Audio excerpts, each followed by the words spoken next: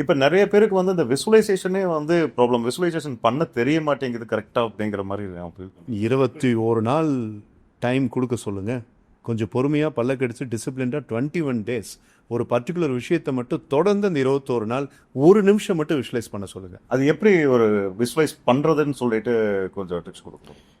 எனக்கு ஒரு கார் வாங்கணும்னு வச்சுக்கோங்க ராஜேஷ். அந்த காரோடைய ஸ்டியரிங், அந்த டெக்ஸ்சர், அந்த காரோடைய புது காருக்குள்ளே ஏறி உட்காந்தோன்னே அந்த லெதர் அப்போல்ஸ்ட்ரியோடைய அந்த ஒண்டர்ஃபுல் ஸ்மெல், ரைட்? அந்த ஆக்சிலரேட்டரை நான் அமுத்துறேன். அப்புறம் ஆட்டோமேட்டிக் அப்படிங்கிறதுனால நான் கீரெல்லாம் போட்டிருக்க தேவையில்லை. அப்படியே சும்மா ஜம்முன்னு அந்த அந்த அந்த ரெக்ஸின் பேஸ்டு ஸ்டியரிங்கை நான் இப்போ சொல்லவே வந்துட்டு நீங்கள் மைண்ட் விஷுவலைஸ் பண்ணிட்டே வாங்க. நீங்கள் போட்டிருக்க லெதர் ஷூ வச்சு அப்படியே அந்த ஆக்சிலேட்டர் அமுத்துறீங்க. அது அமுத்தும் போது பார்த்தீங்கன்னா அவ்வளோ ஸ்மூத்தாக இருக்குது. கார் அப்படியே சும்மா பட்டர் ஆன் த நைஃப் மாதிரி அப்படியே போயிட்டே இருக்குது. இப்போ உங்களால் நான் சொல்கிறது ப்ரோக்ராம் பண்ண முடியுது. இதுதான் Rajesh visualisation.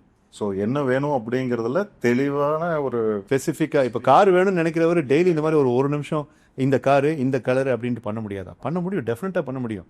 It's not about can you, it's about will you. உன்னால் முடியுமாங்கிறதில்ல, நீ பண்ணுவியா அப்படிங்கிறது தான் அங்கே. இதுதான் விஷுவலைசேஷன், சிம்பிள். விசுவலைசேஷன் அதே மாதிரி ஜேர்னலிங் இருக்கு. முதல்ல எல்லாம் வந்து ஜேர்னலிங் நிறைய பேர் பண்ணிட்டு இருந்திருக்காங்க. பட் இப்போ இருக்கிற யங்கர் ஜென்ரேஷன் ஆண்டர்பிரனர்ஸ் வந்து இந்த ஜேர்னலிங், இந்த விசுவலைசேஷன், இந்த ரீடிங் புக்ஸ் இதெல்லாம் மிஸ் ஆகுதுங்களாங்க சார்? இல்லை வந்து அவங்க ஜேர்னலிங்னா என்ன மாதிரி ஜேர்னலிங் பண்ணணும்? மாடர்ன் அட்வான்ஸ்மெண்ட்ஸ் வந்துட்டதுனால கிளாசிக்கலான விஷயங்களை நம்ம பண்ணுறதுக்கு நம்மளுக்கு தோண மாட்டேங்குது. நம்ம இப்படி ஒரு பேனா வச்சு நம்ம இப்படி எழுதும்போது doctor Joe Dispenza or Bruce Lipton இவங்கள மாதிரி ஆளுகள்லாம் ஜேர்னலிங் ஏன் அப்படி சொல்கிறாங்கன்னா, நீங்கள் இப்படி பேஜில் எழுதும்போது உங்கள் லிம்ஸ் ஒர்க் ஆகுது.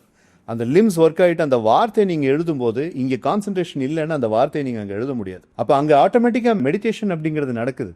I am driving a car like this, I am earning 2 lakh rupees per month. இப்படி எழுதும்போது சென்ஸ் அப்படிங்கிறது கான்ஷியஸாக யூஆர் ஃபீலிங் இட்.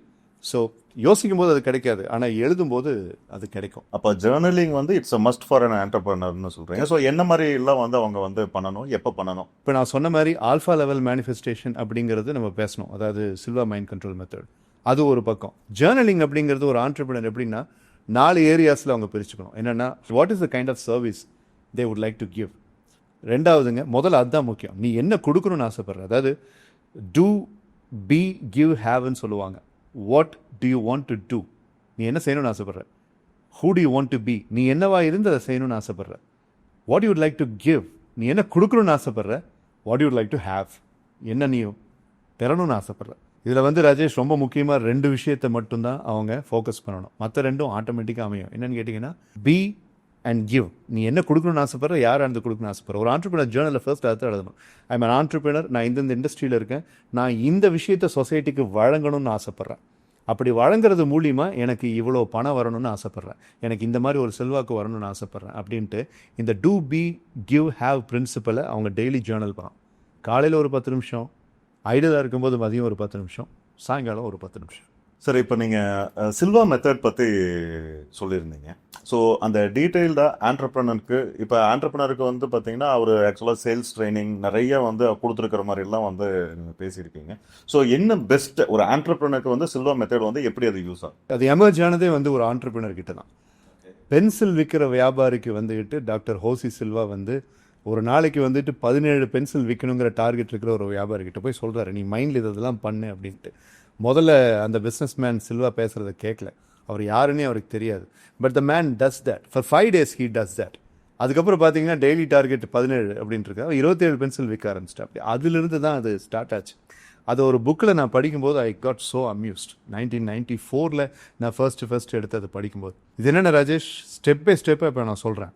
ஒரு சக்ஸஸ்ஃபுல் ஆண்டர்பிரினர் நீங்கள். ஸோ ஒரு நான் சொல்லி முடிச்சதுக்கப்புறம் சக்ஸஸ்ஃபுல்லாக இருக்கீங்க, இருந்தாலுமே சார் நான் இதை அன்றைக்கி நான் பண்ணியிருந்தேன்னா நான் இன்னும் சக்ஸஸ்ஃபுல்லாக இருப்பேங்கிற அந்த ஒரு ஃபீலிங் டெஃபினட்டாக உங்களுக்கு வரும். It's so delicious and it is very very attractive, also very powerful.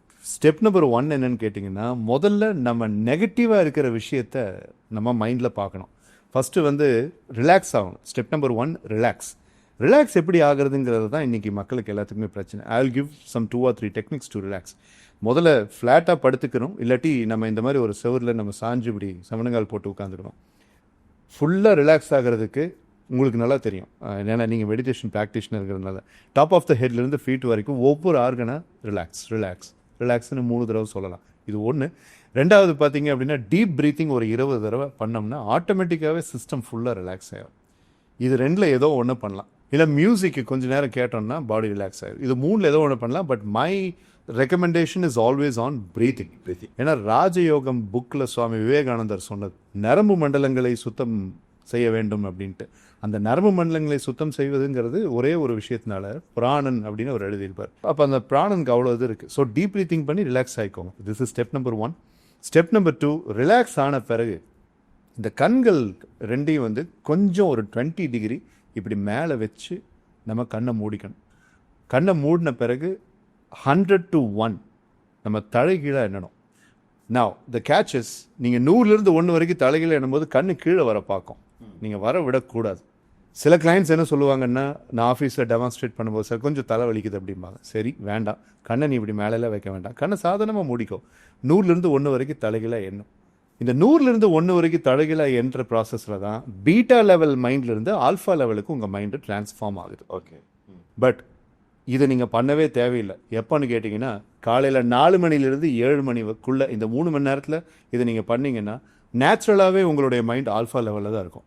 Night 5 மணிலேருந்து சாயங்காலம் 5 மணிலேருந்து 8 மணிக்குள்ளே நீங்கள் பண்ணிங்கன்னா நேச்சுரலாகவே ஆல்ஃபா லெவலில். ஸோ டெய்லி 6 மணி நேரம் உங்கள் மைண்டு பை டிஃபால்ட் ஆல்ஃபா லெவலில் இருக்குது. இது 2வது ஸ்டெப். ஆல்ஃபா லெவலுக்கு நீங்கள் வந்த உடனே ஒரு இருட்டு இருக்கும்.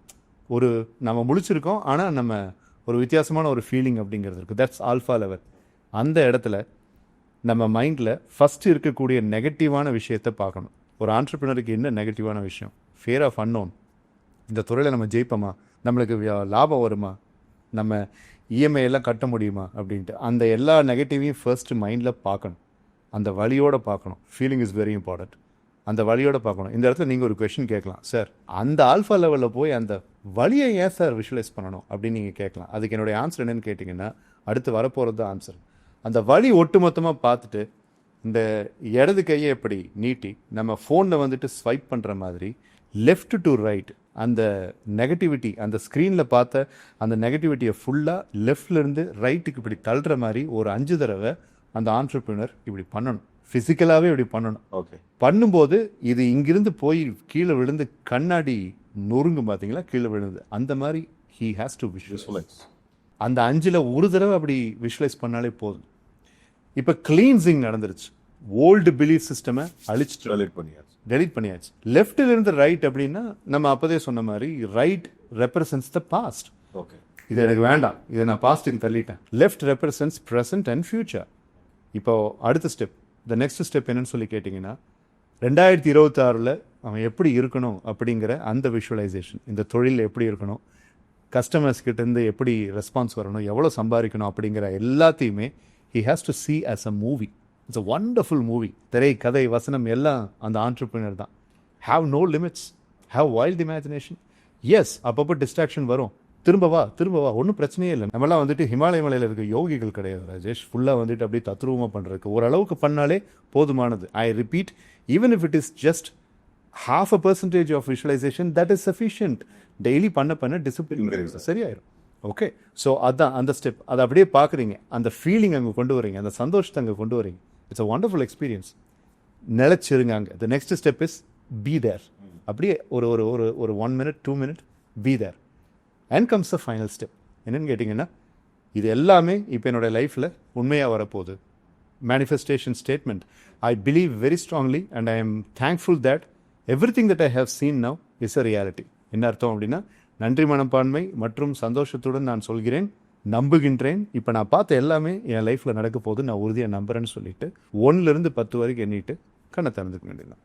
This is called as alpha level mind manifestation exercise. Doctor Jose Silva அவருடைய டாட்டர் லாரா சில்வா ஒரு தனி கம்பெனியே வச்சு இதை உலகத்துக்கு ஃபுல்லாக சொல்லி கொடுத்துட்ருக்காங்க. I am a very humble disciple of doctor Jose Silva. ஏன்னா அவர் பேசின வீடியோவிலேருந்து, அவர் இப்போ எழுதின புக், இந்த புக்கில் இருந்து தான் நான் அதை ஃபுல்லாக படித்தேன். ஸோ திஸ் பர்டிகுலர் புக் இதில் பார்த்தீங்க அப்படின்னா, அவர் ஃபிலிப் மேலேன்னு சொல்லிட்டு அவர் ஒரு ஆண்டர்ப்ரினர், அவரு ப்ரிஃபேஸ் கொடுத்துருக்காரு.